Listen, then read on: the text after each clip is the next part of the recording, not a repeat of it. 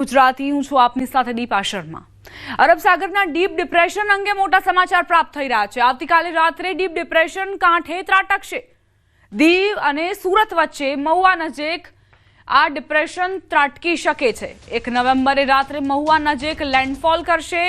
હાલ deep depression મહુવાથી 290 kilometre દૂર કાંઠા વિસ્તાર પર 46 થી 50 કિલોમીટરની ઝડપે પવન ફૂંકાઈ શકે છે। 10 કિલોમીટર પ્રતિ કલાકની ઝડપથી આગળ વધી રહ્યું છે ડિપ્રેશન। 24 કલાકમાં ધીમે ધીમે નબળું પડી શકે છે। તો ખૂબ જ મોટા સમાચાર પ્રાપ્ત થઈ રહ્યા છે। અરબ સાગરમાં જે ડિપ્રેશન સક્રિય થયું છે તેના કારણે છેલ્લા ઘણા દિવસોથી રાજ્યમાં વરસાદ પણ વરસી રહ્યો છે। આવતીકાલે રાત્રે ડીપ ડિપ્રેશન કાંઠે ટકરાશે। દીવ અને સુરત વચ્ચેના દરિયા કિનારા પર આ લેન્ડફોલ કરે તેવી શક્યતા। મહુવા નજીક આ ડીપ ડિપ્રેશન ત્રાટકશે। 1 નવેમ્બરે રાત્રે મહુવા નજીક લેન્ડફોલ કરશે। હાલ ડીપ ડિપ્રેશન મહુવાથી 290 કિલોમીટર દૂર હોવાની જાણકારી છે। કાંઠા પર 46 થી 50 કિલોમીટરની ઝડપે પવન ફૂંકાઈ શકે છે। 10 કિલોમીટર પ્રતિ કલાકની ઝડપથી આ ડીપ ડિપ્રેશન આગળ વધી રહ્યું છે। પવનની ગતિ પણ તીવ્ર નોંધાશે જ્યારે આ ડીપ ડિપ્રેશન લેન્ડફોલ કરશે। 24 કલાકમાં ધીમે ધીમે નબળું પણ પડી શકે છે।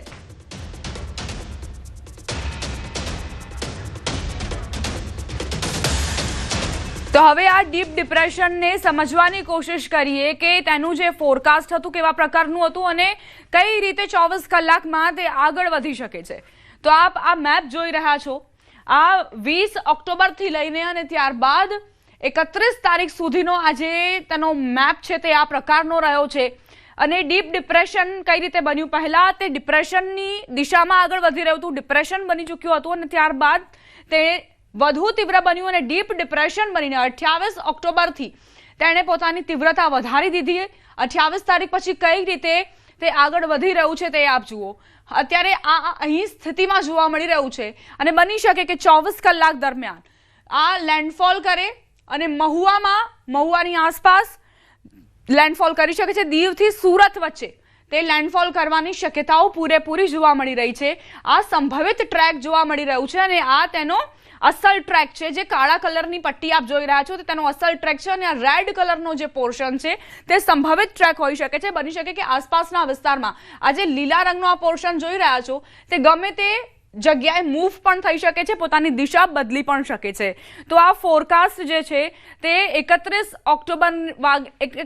ઓક્ટોબરે 12 વાગે બપોરે ઇસ્યુ કરવામાં આવ્યું છે કે બની શકે કે તેમાં ફેરફાર પણ થાય। આ રીતે ફોરકાસ્ટ જારી કરવામાં આવ્યું છે। હવે આગળ વધીએ અને વાત કરીએ જૂનાગઢથી સમાચારની। ગિરનારની લીલી પરિક્રમાને લઈને મોટા સમાચાર।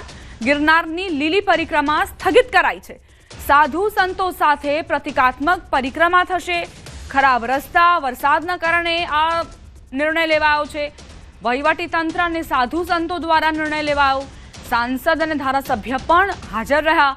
પરિક્રમા રૂટ ખરાબ હોવાથી શ્રદ્ધાળુઓને મુશ્કેલી પડી શકે છે, એટલે જ આ નિર્ણય કરવામાં આવ્યો છે। કારણ કે વરસાદ વરસી રહ્યો છે, સતત વરસાદ હતો, એવામાં જે તૈયારીઓ કરવામાં આવી તે પૂરતી સાબિત નથી થઈ, કારણ કે રોડ રસ્તા જે ખૂબ જ ખરાબ હાલતમાં છે। આ વરસાદના કારણે કાદવ કીચડનું સામ્રાજ્ય થઈ ચૂક્યું છે। એવામાં જો ભક્તો આવે તો તેમને સમજાવવા, તેમને સંભાળવા કઠિન બની જાય પ્રશાસન માટે। સતત ત્રીજા દિવસે જૂનાગઢનો ગિરનાર રોપવે બંધ। ગિરનાર પર વાદળછાયું વાતાવરણ છે। ધીમી ધારે વરસાદ વરસી રહ્યો છે। ભારે પવન ફૂંકાઈ રહ્યો છે, જેના કારણે રોપવે ચલાવવો મુશ્કેલ છે। પ્રવાસીઓની સલામતીને લઈને આ નિર્ણય લેવાયો છે। પગથિયા ચડી શ્રદ્ધાળુઓ ગિરનાર પર્વત પર પહોંચ્યા। ગિરનાર પર આહલાદક દ્રશ્યો જોવા મળ્યા છે, પરંતુ રોપવે સેવા સ્થગિત થવાથી કેટલાક શ્રદ્ધાળુઓને મુશ્કેલી પણ પડી રહી છે।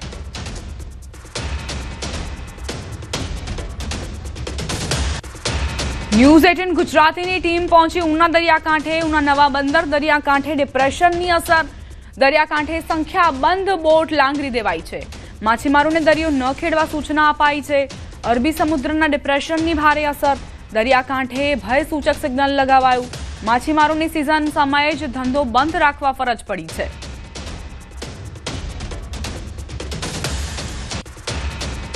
હવામાન વિભાગ દ્વારા જ્યારે ડીપ ડિપ્રેશનની આગાહી કરવામાં આવી છે ત્યારે આવનારા 2 થી 3 દિવસ સુધી જે વાતાવરણ છે તે ક્લાઇમેટ ચેન્જ રહેશે, સાથે સાથે ઠંડક છે, પરંતુ આ સમયે જ્યારે માછીમારોની સિઝન હોય છે તે સિઝન ઉપર હવે ક્યાંક પડતા ઉપર પાટું જે છે તે પડ્યું છે. હજારોની સંખ્યામાં આ લાંગરેલી બોટ આપ દ્રશ્યોમાં જોઈ શકો છો. આ દ્રશ્યોમાં જોઈ શકેલી તમામ લાંગરેલી બોટ છે ઉનાના નવા બંદર ખાતે લાવવામાં આવી છે. અહીંયા મહારાષ્ટ્રથી લઈ અનેક જે બોટો જે છે તેને ઇમરજન્સી સિગ્નલ લાગતા અહીંયા લાંગરવામાં આવી છે. મહત્વનું છે કે આવા સમયે જ્યારે સિગ્નલ ઇમરજન્સીમાં લાગવામાં આવે છે ત્યારે સામાન્ય રીતે બોટ સંચાલક એટલે કે ખારવા સમાજ જે છે તેમને અને માછીમારોને ખૂબ જ મોટા પાયે નુકસાન થતું હોય છે. અને આ નુકસાન તે કઈ રીતે રડી શકે તેની વાત કરવા માટે કેટલાક માછીમારો મિત્રો છે તેમની સાથે વાતચીત કરીશું. વડીલ, શું નામ આપનું અને અત્યારે હાલ આવી રીતે જે સિગ્નલ લગાવવામાં આવ્યું તો શું પ્રશ્ન ઊભો થાય છે? ગીર સોમનાથ જિલ્લો, ઉના તાલુકો અને નવા બંદર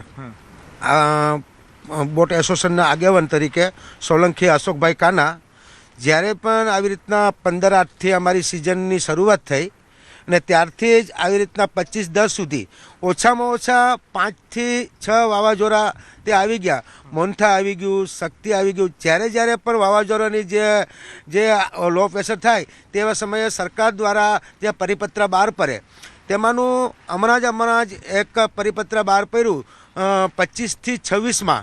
તે એક લો પ્રેશર આવતા તમામ બોટો બંદરના કિનારા ઉપર બોલાવવામાં, વાયરલેસ દ્વારા બોલાવવામાં આવી. તેમાંથી એક સુરત સલામતી બોટ છે ઇન્ડિયન GJ 14 mm 2010, તે અમરેલી પાર્સિંગનું તે બોટ જળસમાધિ લીધી. તેમાં 8 ખલાસીઓ સવાર હતા ને તે અન્ય બોટવે તેને આવી રીતના 8 ખલાસીને તે બચાવી લેવામાં આવ્યા. પણ ઓછામાં ઓછું તે માછીમારને તે બોટ માલિકને બહુ મોટું નુકસાન થયું, કારણ કે જળ સમાધિ લીધા પછી 10 થી 15 લાખનું નુકસાન તેનું તે જ છે. ખાસ કરી જ્યારે પણ આવા પ્રકારના ઇમરજન્સી લાગવામાં આવે છે, સિગ્નલ લગાવવામાં આવતા હોય છે, એક માછીમારને પોતાની બોટ લઈ જવામાં આવે, અંદાજિત કેટલો ખર્ચ થાય, કેવા પ્રકારના ખર્ચ જે છે તે ભોગવવા પડતા હોય છે? હમણાં સુધીની સિઝન ઓફ થઈ તેમાં 2-2.5 મહિનાની સિઝન સ્ટાર્ટ થઈ, એમાં ઓછામાં ઓછો મહિનો દિવસ તો આવી રીતના તે ઘર બેઠે આવી રીતના અમારું રહ્યું. બીજું, સિગ્નલ જે સરકાર લગાડવામાં આવે ત્યારે અમારે બોટોને પરત બોલાવવામાં આવે તેવા સમયમાં ડીઝલ, રાશન, ખલાસી, બરફ ખર્ચ આવી રીતના 2 થી 2.5 લાખ કરી અને તે પાછી બોટને મોકલવામાં આવીએ. છતાં પણ તે આવી રીતના પાછું આવી રીતના 10-15 દિવસમાં તો પાછું લો પ્રેશર ઊભું થાય, દરિયાનો કરંટમાં આવતા તે દરિયામાંથી બોટું પરત બોલાવીએ અને તે પાછું આર્થિક રીતે પણ ફિશરમેન જેવી રીતના હાવ તૂટી ગયો અને તે આવી રીતના માન તેમ કરી દાગીના મેલી અને લોન લઈ, SBI લોન લઈ, મોર્ગેજ કરીને પણ તેને પણ ભરપાઈ હજી પૂરી થઈ નથી. સરકાર પાસે આપને શું અપેક્ષા છે? જે રીતે ખેડૂતોને ક્યાંક ને ક્યાંક સહાય થતી હોય છે, મદદ મળતી હોય છે, ફિશરમેનને કેવા પ્રકારની સહાયની આશા અપેક્ષા? જ્યારે પણ આવી રીતના લો પ્રેશર થાય અને દરિયામાં કરંટ આવતા હતા, ફિશરમેન તો પાયમાલ થયો જ. અમારી સરકાર પાસે માંગણી અને લાગણી એક એ છે કે જેવી રીતના કૃષિને ખેડૂત લોકોને જે પેકેજ જાહેર કરે એવી રીતના ફિશરમેનને પણ પેકેજ જાહેર કરવું જોઈએ. કારણ કે વધારે સરકારને કોઈ ઉડિયામણ આપતું હોય તો ફિશરમેન લોકો છે, કારણ કે જે મચ્છી જે આવી રીતના એક્સપોર્ટ થાય તેનું ટેક્સ દ્વારા તે સરકાર દ્વારા તેને ભરપાઈ કરે અને તે પણ ફિશરમેન આવી રીતના તેની માંગણી કરે કે અમને પણ આવી રીતના પેકેજ જાહેર કરે. બીજું, જે ખેડૂતને જે પેકેજ જાહેર કર્યું એમ વધુમાં વધુ રાજ્ય સરકારને અમારી એવી રીતના અમારી માંગણી છે કે જેથી કરીને ફિશરમેન પણ પાયમાલ થયો. આજે સૂકી મચ્છી છે, જે મચ્છી લાવીએ તે પણ સુકાતું નથી, કારણ કે આવી રીતના કોમોસમી વરસાદના કારણે, લો પ્રેશરના કારણે તે દરિયો ખરીને પણ મચ્છી મારીને લાવીએ, છતાં પણ એનું ઉપેજ મળતી નથી. અને એટલે અમારી માંગણી છે રાજ્ય સરકારને કે જેથી કરીને જેમ ખેડૂતને પેકેજ આપ્યું એમ ફિશરમેનને પણ પેકેજ જાહેર કરે. બિલકુલ. તો આ હતા જે ઉના નવા બંદર છે ત્યાંના માછીમારો. તેમનું કહેવું છે કે જે રીતે ખેડૂતોને સહાય પેકેજ જાહેર કરવામાં આવે છે તે ક્યાંક ને ક્યાંક સરકાર દ્વારા માછીમારોને આર્થિક રાહત મળે તે માટેનું પેકેજ જે છે તે સત્વરે કરવું જોઈએ. કેમેરામેન પંકજ મકવાણા સાથે મૌલિક દામેચા, ગીર સોમનાથ, ઉના નવા બંદર. ગીર સોમનાથમાં કમોસમી વરસાદનો કહેર યથાવત છે. કમોસમી વરસાદના કારણે ખેતરો બેટમાં ફેરવાયા. વરસાદના વિરામ છતાં ખેતરોમાં 3 ફૂટ સુધી પાણી ભરાયા છે. મગફળીના પાક સહિત પશુઓનો ઘાસચારો પણ નાશ પામ્યો. સર્વેને લઈ ખેડૂતોમાં નારાજગી જોવા મળી છે. ખેડૂતોની માંગ છે કે ઝડપથી સર્વે કરવામાં આવે અને તેમને પાક નુકસાનીની સહાય કરાય. આ એટલું પાણી ભર્યું છે જાણે નદી આ ભરી છે. આ વેડવા ગામની અંદર જ છે. અત્યારે ટોલ નાકાની બાજુમાં આ નદી ભરી છે. નદીની જગ્યાએ આ ખેતરની જગ્યાએ નદીનું જે પાણી છે એમ લાગે છે કે આ નદી જ ભરી છે. કાંઈ ખેતર દેખાતું જ નથી. આમાં માંડવીનો પાક હતો અને આ બધી માંડવી તણાય અને આ માલગામની બાજુમાં નદી હાલે છે એમાં બધી જતો રહ્યો છે. એટલી ખેડૂતોની વેદના છે. ડાંગ જિલ્લાના 311 ગામોમાં ડાંગર પકવતા ખેડૂતોને કાપણી સમયે કમોસમી વરસાદ વરસતા જ ભારે નુકસાન થયું છે. ડાંગ જિલ્લાઓએ પહાડોથી ઘેરાયેલો જિલ્લો છે. અહીંયા કોઈ મોટા ઉદ્યોગો ન હોવાના કારણે લોકો ખેતરોમાં થતી આવક પર જ જીવતા હોય છે. જિલ્લામાં ડાંગર, નાગલી સહિતના પાકોનું વાવેતર કરવામાં આવ્યું છે, પરંતુ છેલ્લા 4 દિવસથી ડાંગ જિલ્લામાં કમોસમી વરસાદ પડતા ખેતરોમાં ઉભેલા તૈયાર પાક પર પાણી ફરી વળ્યું. ખેડૂતોને વ્યાપક પ્રમાણમાં નુકસાન થતા સરકાર વહેલી તકે યોગ્ય વળતર આપે તેવી ખેડૂતોએ માંગ કરી. અમારા ડાંગ જિલ્લાના લોકો માટે ખેતી સિવાય અન્ય રોજગારી કે કોઈ ઉદ્યોગો કે કંઈ છે નહીં ડાંગ જિલ્લામાં, તો ખેતીમાં આ નુકસાન થયું છે. તો સરકારશ્રીને નમ્ર પ્રાર્થના છે કે વહેલી તકે સર્વે હાથ ધરીને અમારા ખેડૂતોને સહાય આપે. અમારું ડાંગ જિલ્લાની અંદર બીજો કોઈ ઉદ્યોગ નથી. ખેતી પર જ અમારું પોષણ થાય છે અને અમારું લોકો ખેતી પર જ નભી રહે છે. આ વર્ષે ખેતી સારી થઈ હતી, પરંતુ અતિ ભારે વરસાદના લીધે છેલ્લા 6 મહિનાથી લગાતાર વરસાદ ચાલુ છે અને એના લીધે અમારા ડાંગર, નાગલી, વરાઈ જેવું જે ખેતી છે એની અંદર ભારે નુકસાન થયું છે. તો સરકારશ્રી એમના તંત્ર દ્વારા સર્વે હાથે ધરે અને અમારા લોકોને વળતર ચૂકવે. અગર સરકાર અમને વળતર ન ચૂકવે તો અમારા લોકોને ભૂખે મરવું પડે એવી પરિસ્થિતિ છે. ઘણા 6 મહિના જેટલા સમયથી આ વરસાદ ચાલુ છે. સતત અમારી ખેતીમાં એટલી બધી નુકસાન થયેલી છે કે બાંધ બધા ધોવાઈ ગયા. ખેતીમાં ઘણી બધી નુકસાની આવેલી છે, જેના કારણે સરકારશ્રી કંઈ અમને એનો લાભ આપે. આ 2 દિવસથી કમોસમી વરસાદને કારણે પાક પાકી ગયો હતો. એના કારણે પાકને ઘણું નુકસાન થયું છે. તો મારી સરકારશ્રીને વિનંતી છે કે એ લોકો કે બીજા કોઈ તંત્ર હજુ સુધી જોવા નથી આવ્યા, તો મારી સરકારશ્રીને નમ્ર વિનંતી છે કે તેઓ જલ્દી પગલાં લઈને ખેડૂતોને વળતર મળી શકે એવી મારી સરકારશ્રીને નમ્ર વિનંતી છે. ગુજરાત સરકારના હવામાન ખાતાએ તેમજ હવામાન નિષ્ણાત અંબાલાલ પટેલે દક્ષિણ ગુજરાતમાં ભારે વરસાદની આગાહી કરેલી દ્રશ્યમ બતાવવાના પ્રયાસ કરીશ કે ડાંગ જિલ્લાના 311 ગામો જે છે, નાના નાના ખેડૂતો જે પોતે વ્યાજે પૈસા લાવી અને ડાંગરની ખેતી કરતા હોય છે અને એ ખેતીની અંદર હાલ જે તૈયાર થયેલો પાક જે હાલ કમોસમી વરસાદને કારણે એ ખેડૂતોના મોઢામાં આવેલો કોડિયો પણ છીનવાઈ જવા પામ્યો છે. જે અંતર્ગત દ્રશ્યમાં જોઈ શકો છો કે અહીં જે નાના ખેડૂતો છે એ ડાંગરનો પાક બનાવતો, ડાંગરનો પાક સદંતર નિષ્ફળ નીવડ્યો છે અને ખાસ કરીને ઊંચા વ્યાજે પૈસા લાવી અને મોટું બિયારણ લાવી અને જે પાકની ખેતી કરતા હતા, જે અંતર્ગત ખેડૂતોની હાલત હાલ દયનીય થવા પામી છે. તો સાથે સાથે બીજી તરફ વાત કરવામાં આવે તો SDRF અને NDRF અંતર્ગત સરકારશ્રીએ જે જાહેરાત કરી છે એ વળતરની માંગણી માટેની, જે ખેડૂતોએ માંગણી કરી છે વળતર માટેની, જે અંતર્ગત ક્યાંક સર્વે પણ ડાંગ જિલ્લાની અંદર હાથ ધરવામાં આવ્યો નથી અને અધિકારીઓ પોતાની ખુરશી છોડતા નથી અને ખેડૂતોની હાલત દયનીય થવા પામી છે. કેતન પટેલ, ન્યૂઝ 18 ગુજરાતી, ડાંગ. સાબરકાંઠા જિલ્લા પંચાયતના પૂર્વ પ્રમુખ રાજેન્દ્રસિંહ કુંપાવતે સરકારને ખેડૂતોને સંપૂર્ણ દેવું માફ કરવા અપીલ કરી છે. મગફળીના ખેતરમાં વરસતા વરસાદમાં ઊભા રહી ખેડૂતોને ન્યાય અપાવવા વિડીયો વાયરલ કર્યો છે. ભારતીય જનતા પાર્ટીની કેન્દ્રની અને ગુજરાતની સરકારને વિનંતી કરું છું કે સમગ્ર ગુજરાતની અંદર ખેડૂતોના દેવા માફ થાય અને કિસાનોને આર્થિક રીતે મોટી માત્રામાં સફળતા મળે, સહયોગ મળે એવી આ તબક્કે હું વિનંતી કરું છું. માવઠાના કારણે દિવાળી બાદ પણ ઘણા માર્કેટયાર્ડ રાબેતા મુજબ ચાલુ ન થઈ શક્યા.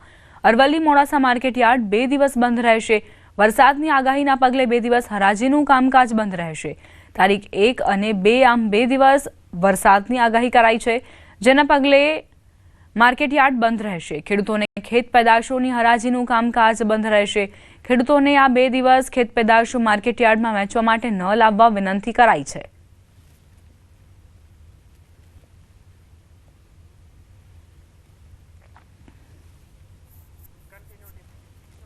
રાજકોટમાં જસદણ વીંછિયા વિસ્તારમાં કમોસમી વરસાદથી પાકને ભારે નુકસાન થયું.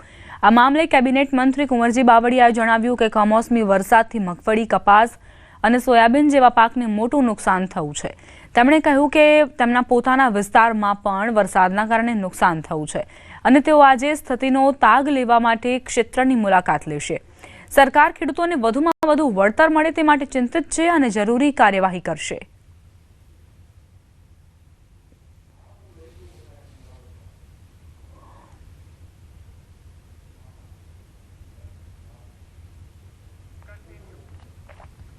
અમરેલી જિલ્લામાં રાજુલા જાફરાબાદ પંથકમાં ભારે કમોસમી વરસાદના કારણે ખેડૂતોને નુકસાન સહન કરવાનો વારો આવ્યો છે.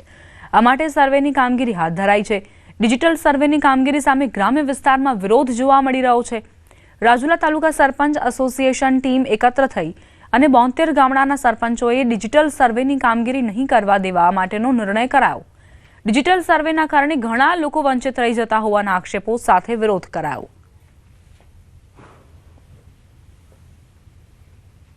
સરકારશ્રીએ આજે કાલે જાહેરનામું બહાર પાડ્યું છે કે ભાઈ ડિજિટલ સર્વે કરી અને ખેડૂતને સહાય આપવા બાબત, પરંતુ અમારી સરકારશ્રીને એવી રજૂઆત છે કે નુકસાન છે સર્વત્ર છે. નુકસાનની જાણકારી સરકારને છે. સરકારના મંત્રીઓ ગઈકાલે અમારા વિસ્તારમાં કૌશિકભાઈ તથા બીજા મિનિસ્ટરો, ધારાસભ્યો સાથે રહીને એણે નિરીક્ષણ કર્યું છે ને વરસાદ સર્વત્ર રાજુલા તાલુકામાં 72 ગામમાં છે અને ખૂબ જ નુકસાની થયેલી છે. તો અમારી સરકારશ્રીને એવી રજૂઆત છે કે તમે સર્વે નહીં કરી અને ડાયરેક્ટ ખેડૂતને જે સહાય આપવી હોય તે ડાયરેક્ટ આપો. રાજ્યમાં કમોસમી વરસાદે ભારે તારાજી સર્જી છે. ત્યારે ભાવનગર ખાતે મત્સ્ય ઉદ્યોગ મંત્રી પરસોત્તમ સોલંકીએ કમોસમી વરસાદને લઈને સમીક્ષા બેઠક યોજી. ભાવનગર ગ્રામ્યના ધારાસભ્ય અને મત્સ્ય ઉદ્યોગ મંત્રીએ વરસાદના કારણે થયેલા આર્થિક નુકસાની અધિકારીઓ સાથે સમીક્ષા કરી. માછીમારી સિઝનના શરૂઆતના 2-3 મહિના નિષ્ફળ ગયા હોવાથી માછીમારોને મોટા પ્રમાણમાં આર્થિક નુકસાની ભોગવવી પડી હતી. સરકાર તરફથી જેટલા પ્રયત્નો થાય એટલા અમે લોકો ખેડૂતો માટે પ્રયત્ન કરી રહ્યા. ગઈ કેબિનેટમાં હું પોતે બી ત્યાં હાજર હતો અને આપણા મુખ્યમંત્રીએ પોતાની પ્રવચનમાં કીધું કે હું બહુ આમાં ચિંતિત છું અને તમને બધા મિનિસ્ટરોને મારી એક રિક્વેસ્ટ છે કે તમે તમારો જે વિસ્તાર લાગે એની અંદર તમે રાઉન્ડ મારો. અમદાવાદમાં ફાયરિંગ કેસમાં સૌથી મોટો ખુલાસો. સીજી રોડ પર ગાર્ડે કરેલા ફાયરિંગમાં મોટો ખુલાસો થયો છે. સિક્યોરિટી ગાર્ડે અન્ય ગાર્ડની હત્યાનો પ્રયાસ કર્યો હતો. નવરંગપુરા યુનિયન બેંકમાં ગઈકાલે બનાવ બન્યો હતો. જૂની અદાવતમાં ગાર્ડે ફાયરિંગ કર્યું હતું. નિવૃત્ત SRPF જવાન મહેશ મહેરિયાએ કર્યું હતું ફાયરિંગ.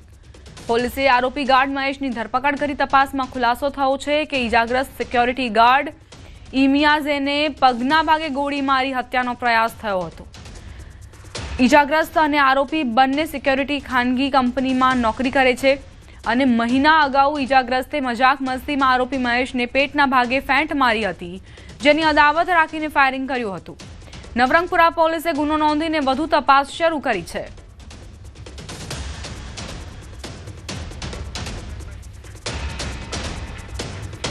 સમાચાર મહેસાણાથી શેર બજારમાં રોકાણના નામે છેતરપિંડી આચરાઈ. પોલીસે 3 આરોપીઓને ઝડપ્યા. ગ્રાહકોને ફોન કરીને છેતરપિંડી કરતી હતી ટોળકી.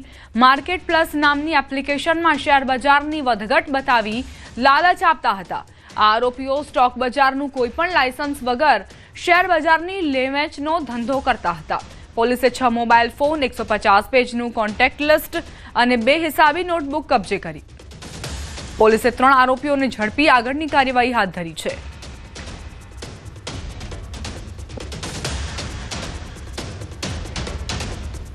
અમરેલી જિલ્લામાં ઓનલાઈન પાક નુકસાન સર્વેનો ખેડૂતોએ વિરોધ કર્યો. ખાંભા, દાઢિયાળી, ભાવરડી સહિતના ગામડાઓમાં ઓનલાઈન સર્વેને લઈ ખેડૂતોએ વિરોધ કર્યો. મોટી સંખ્યામાં ખેડૂતો એકઠા થયા. ઓનલાઈન સર્વે કરવા અધિકારીઓનો વિરોધ કર્યો. ખેડૂતોએ પોતાના ખેતરમાંથી સર્વેયરોને ભગાડ્યા. જિલ્લામાં કમોસમી વરસાદથી ખેડૂતોને મગફળી, કપાસ સહિતનો પાક નિષ્ફળ ગયો હતો. ખેડૂતો દ્વારા ઓનલાઈન સર્વે બંધ કરી સીધા ખાતામાં પેકેજ આપવા માંગ કરી. પરંતુ અમારી સરકારશ્રીને એવી રજૂઆત છે કે નુકસાન છે સર્વત્ર છે. નુકસાનની જાણકારી સરકારને છે. સરકારના મંત્રીઓ ગઈકાલે અમારા વિસ્તારમાં કૌશિકભાઈ તથા બીજા મિનિસ્ટરો ધારાસભ્યો સાથે રહીને એણે નિરીક્ષણ કર્યું છે.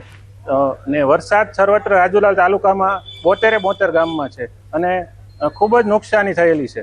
તો અમારી સરકારશ્રીને એવી રજૂઆત છે કે તમે સર્વે નહીં કરી અને ડાયરેક્ટ ખેડૂતને જે સહાય આપવી હોય તે ડાયરેક્ટ આપો. ચાલુ છે અત્યારે સરકારશ્રીએ કાલે નિર્ણય લીધો કે ડિજિટલ સર્વે કરી અને આ બધું ડિજિટલ સર્વે કરાવવું. અત્યારે અમારા ગામમાં ટીમ આવી છે, નેટવર્ક હાલતું નથી, ખેતરમાં જવાય એમ નથી, ખેડૂતો હાજર રહેતા નથી, ત્યાં બોલાવે તો એપ ખુલતી નથી. તો આ ડિજિટલ સર્વે શક્ય છે જ નહીં. જે કાંઈ રાહત પેકેજ આપવું હોય તમામ ખેડૂતને ગામના લેટર પેડમાંથી પંચરોજ કામ કરીને આપી દે એવી અમારા ગામની માંગણી છે. સમાચાર વડોદરાથી. સરપંચની દારૂની હાટડીઓ સામે કાર્યવાહી. સાવલી તાલુકાના તુલસીપુરા ગામના સરપંચની પહેલ. ગામની મહિલાઓને સાથે રાખી શરૂ કર્યું મિશન પરાક્રમ. દેશી દારૂ ગાળવાની ભઠ્ઠીઓ પર રેડ કરી સરપંચે દેશી દારૂની હાટડીઓ પર તવાઈ બોલાવી. મહિલાઓએ દારૂનો અડ્ડો ચલાવતા લોકો સામે લાલ આંખ કરી. સરપંચે જિલ્લા પોલીસની પોલ ખોલતું શરૂ કર્યું કેમ્પેન. સરપંચે સોશિયલ મીડિયા પર શેર કર્યો રેડનો વિડીયો.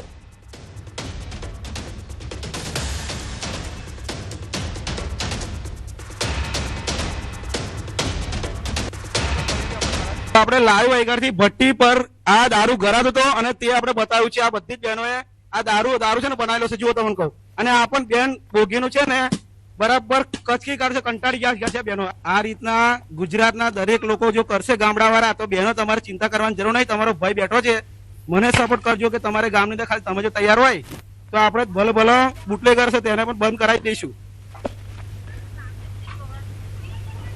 તો આ સામે ભઠ્ઠી હતી, સામે બતાવો. ને આ બેન જો આર્ય ભાઈ, આ ભાઈ આવો એક મિનિટ.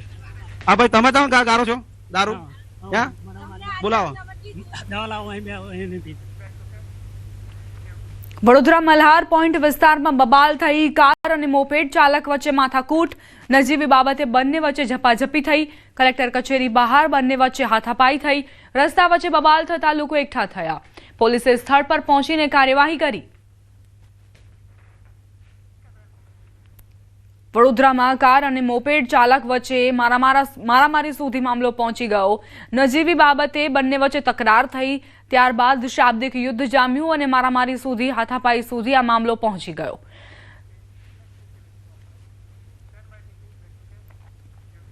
સમાચાર વડોદરાથી પ્રાપ્ત થઈ રહ્યા છે. વડોદરાની એસએસજી હોસ્પિટલના સુપ્રિન્ટેન્ડન્ટની કાર્યવાહી.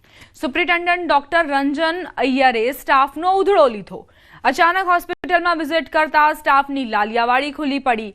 નવા બનેલા વોર્ડમાં અચાનક મુલાકાતે પહોંચ્યા હતા સુપ્રિન્ટેન્ડન્ટ. સર્જિકલ વોર્ડમાં અવ્યવસ્થાથી રંજન અય્યર અકળાયા હતા. નવા વોર્ડમાં અનેક ખામીઓથી સ્ટાફ પર ગુસ્સે થયા. દર્દીઓને કોઈ પણ મુશ્કેલી ન પડે તેવી સ્પષ્ટ સૂચના આપી. ઠેર ઠેર ગંદકી અને ગેરવ્યવસ્થા નહીં ચલાવી લેવાય તેવું પણ જણાવ્યું.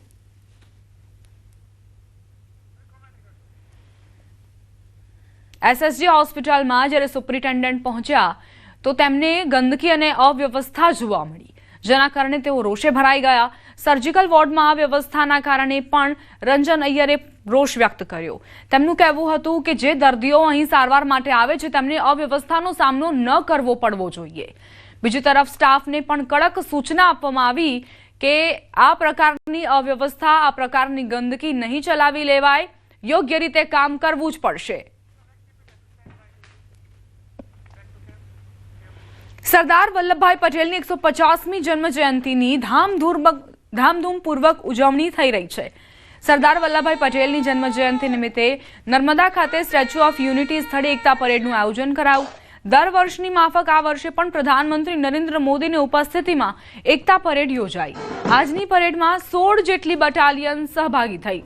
દેશભરના વિવિધ પોલીસ જવાનો આ એકતા પરેડમાં સહભાગી બન્યા.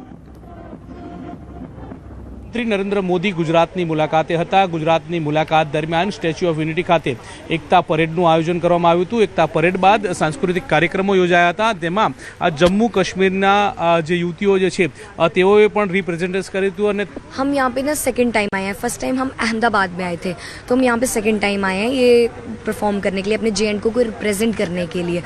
सो हम अपने आप में बहुत ही ज़्यादा प्राउड फील कर रहे हैं कि हम सरदार वल्लभ भाई जी पटेल के बर्थडे पे खुद आए हैं अपने जम्मू कश्मीर को रिप्रेजेंट करने के लिए PM के सामने.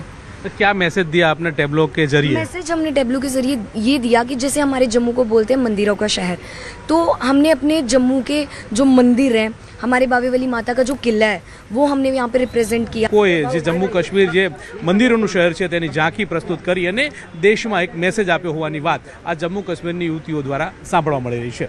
ખ્યાગાર રાઠોડ સાથે ગૌતમ શ્રીમાળી, ન્યૂઝ 18 ગુજરાતી, નર્મદા।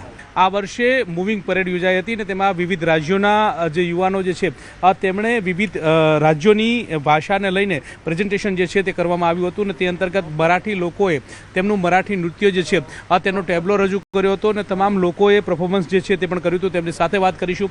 आपने क्या परफॉर्मेंस किया था और क्या मैसेज दिया था? हमने हमारा महाराष्ट्र का कल्चर रिप्रेजेंट किया था। हमारे टेब्लो में सबसे पहले छत्रपति शिवाजी महाराज जो हमारे प्रेरणा स्थान है और सभी भारत के प्रेरणा स्थान है, और वारकरी संप्रदाय के संत तुकाराम महाराज थे जो बहुत अभंग वगैरह ये किया था। हमारा वारकरी संप्रदाय बहुत शांति, संयम और ये रिप्रेजेंट करता है। तो छत्रपति शिवाजी महाराज, आप सभी को ही पता होगा कि छत्रपति शिवाजी महाराज मतलब ही शौर्य, शौर्य का मतलब ही छत्रपति शिवाजी महाराज है। भाषा में कुछ झगड़े वगैरह नहीं होने चाहिए। जो भी है एक इंडियन है, सो हम सब एक है। जो इसमें कुछ रिलीजन्स वगैरह कुछ बीच में नहीं आने चाहिए। एक हम इंडियन है, सो हम इंडियन की तरह रहने चाहिए। सब एक साथ मिलके जुड़े रहना चाहिए और एक यूनिटी की तरफ से रहना चाहिए। सो मैं कुछ सीखा सरदाર વલ્લભભાઈ से। બિલકુલ, તો આજે વિવિધ રાજ્યોના લોકો અહીંયા પરફોર્મન્સ કરવા માટે આવ્યા હતા અને એકતાનો સંદેશ જે છે તે તમામ લોકો પાસેથી જાણવા મળી રહ્યો છે અને તેમનું કહેવું છે કે સરદારે જે પ્રકારે દેશને અખંડ ભારતનું નિર્માણ જે છે તે કર્યું છે ત્યારે તેને લઈને તે આગળ વધી શકે અને એક ભારત શ્રેષ્ઠ ભારત કેવી રીતે બને તેમાં પણ અમે તે મુહિમને આગળ વધારવી જોઈએ તે પ્રકારની વાત આ તમામના મુખેથી સાંભળવા મળી રહી છે। ખ્યાગાર રાઠોડ સાથે ગૌતમ શ્રીમાળી, ન્યૂઝ 18 ગુજરાતી, નર્મદા। આ સાથે જ બુલેટિનમાં અત્યારે બસ આટલું જ। આપ જોતા રહો ન્યૂઝ 18 ગુજરાતી।